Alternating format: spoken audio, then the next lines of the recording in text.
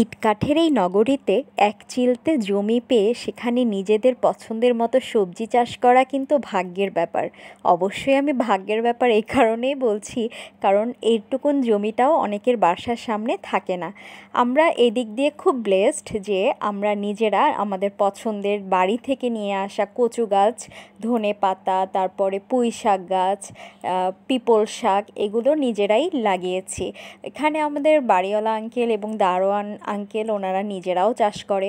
তো আমরা সবাই মিলেমিশে আসলে গ্রামের মতো করে, প্রতিবেশীর মতো করে দিয়ে থুয়ে খাওয়া দাওয়া করি। এই যে আবার ফুলের গাছও আছে যেটা কিনা পূজার সময় ব্যবহার হয়।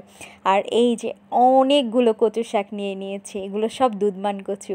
আর এই কচুগুলো সেদিন মা একদম রসুন দিয়ে কোনো রকম ইলিশ মাছের কাঁটা ছাড়াই করেছিল।